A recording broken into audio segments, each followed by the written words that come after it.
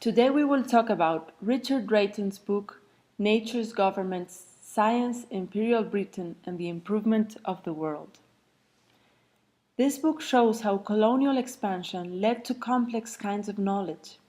It tries to make sense of the origins of the modern world by exploring the interactions of science and imperial expansion. Drayton attempts to juxtapose the histories of Britain, Western science, and imperialism. Science was fed by information gathered from the exploration of the globe. At the same time, science was useful to imperialism. It guided the exploitation of exotic environments and made conquest seem necessary, legitimate, and beneficial.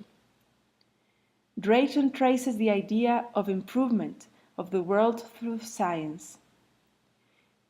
He begins his preface by describing a new era. We share a world wholly different from that lived, imagined, or imaginable in the 1500s, he says. There are three main differences. The first one is the progress of human settlement. The world's population has vastly increased, and with it the scope of the Earth's surface put to human use. The second characteristic of what Drayton calls a new era is interdependency.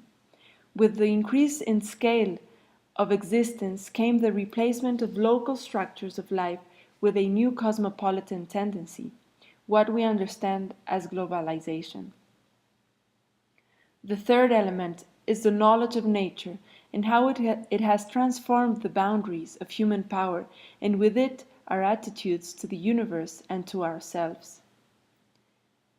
Drayton's main argument is that the progress of human settlement, interdependency, and the sciences have all depended on what historians call the expansion of Europe. Empires which found their centers in European nations were the principal instruments through which ideas, knowledge, styles of economy and politics, plants and people, once specific to particular places, were given international reach. These empires set the boundaries of nations and the terms on which the rich now encounter the poor. Drayton describes the expansion of Europe also as a process of contraction of the world. Globalization has transformed the world into a smaller, in the sense of more connected, entity.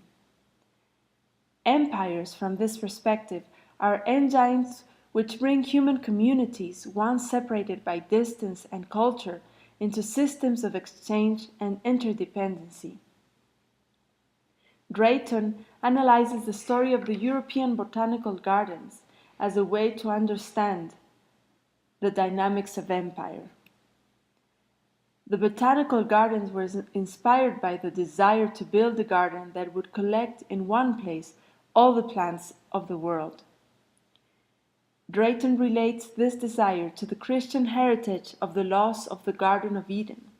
A botanical garden tries to recover in some way man's original wisdom and power, turning the wilderness into a province of order and abundance. The botanical garden emerged in the 15th and 16th century in Europe as part of an attempt to realize this dream, to recreate the antediluvian past by gathering together all the creation scattered at the fall of man. In the story of the botanical gardens, one can see the impact of imperial expansion in the passage from the Renaissance to the Enlightenment. Empire brought home to Europe the shock of the world's diversity. The new things arrived in waves with increasing speed. What the flood of new plants showed was that the only garden which could contain the world was the world itself. The consolation for the loss of Eden was the conquest of the world.